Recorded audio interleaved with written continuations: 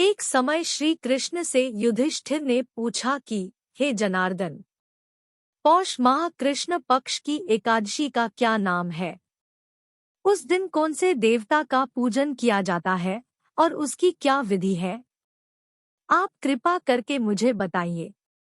भक्तवत्सल भगवान श्री कृष्ण कहने लगे कि हे धर्मराज, मैं तुम्हारे स्नेह के कारण तुमसे कहता हूँ कि अत्यंत भक्तिभाव एवं श्रद्धा से युक्त होकर एकादशी व्रत को करना चाहिए। हे राजन, पौष माह कृष्ण पक्ष की एकादशी का महत्व तुम एकाग्रचित होकर सुनो। इस एकादशी का नाम सफला एकादशी है। इस एकादशी के देवता श्री नारायण है। विधिपूर्वक इस व्रत को करना चाहिए। जिस प्रकार नागों में शेषनाग, पक्षियों में गरुड़, सर्वग्रहों में सूर्य एवं चंद्रमा, यज्ञों में अश्वमेध एवं देवताओं में भगवान विष्णु श्रेष्ठ माने जाते हैं, उसी प्रकार सभी व्रतों में एकादशी का व्रत श्रेष्ठ होता है। जो मनुष्य सदैव एकादशी का व्रत करता है वह मुझे परम प्रिय होता है। अब इस व्रत की विधि कहता हूँ, जिसे श्रद्धा पूर्वक सुनो। मेरी पूजा के लिए ऋतु अनुकूल फल, नारियल, नींबू, नैवेद्य आदि 16 वस्तुओं का संग्रह करे। इस सामग्री से मेरी पूजा करने के बाद रात्रि जागरण करे। इस एकादशी के व्रत के समान यज्ञ, तीर्थ, दान, तप तथा कोई दूसरा व्रत नहीं है। 5000 वर्ष तक तप करने से जो फल प्राप्त होता है उससे भी अधिक फल सफला एकादशी का व्रत करने से प्राप्त हो जाता है। हे धर्मराज, अब आप सफला एकादशी के व्रत की कथा को सुनिए।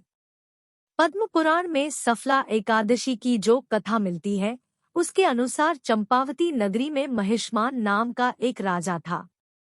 इनका 4 पुत्रों में ज्येष्ठ पुत्र लुम्पक पाप कर्मों में लिप्त रहता था। लुम्पक सदैव ही देवता, ब्राह्मण तथा वैष्णवों की निंदा किया करता था।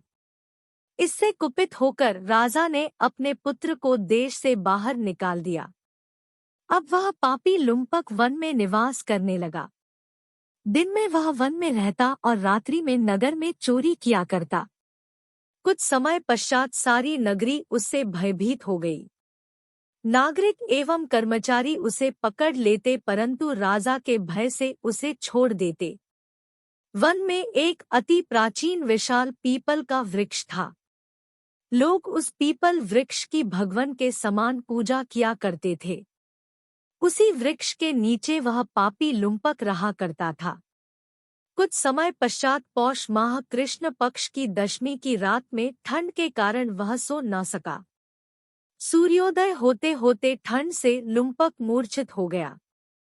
एकादशी को मध्याह्न काल के समय सूर्य का ताप पाकर उसकी मूर्छा दूर हुई।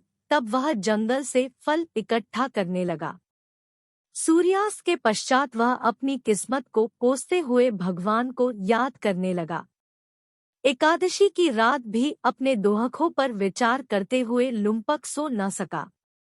इस तरह अनजाने में ही लुम्पक से सफला एकादशी का व्रत पूरा हो गया। इस व्रत के प्रभाव से लुम्पक के समस्त पाप नष्ट हो गए और वह साधु प्रवृत्ति का हो गया। जब उसके पिता महिष्मान को इसका भान हुआ तब उन्होंने अपना सारा राज्य लुम्पक को सौंप दिया और खुद तपस्या के लिए चले गए। काफी समय तक धर्म पूर्वक शासन करने के बाद लुम्पक भी तपस्या करने चला गया और मृत्यु के पश्चात उसे वैकुंठ लोक में स्थान प्राप्त हुआ। अतः जो भी मनुष्य इस परम पवित्र सफला एकादशी का व्रत करता है उसे अंत में मुक्ति प्राप्त हो जाती है। जो लोग यह व्रत नहीं कर पाते हैं उनके लिए शास्त्रों में यह विधान है कि इस दिन भगवान विष्णु की पूजा करें। दैनिक जीवन के कार्य करते हुए भगवान का स्मरण करें। संध्या के समय पुनः भगवान की पूजा और आरती के बाद भगवान की कथा का पाठ करें। जय श्रीमन नारायण। जय एकादशी माता।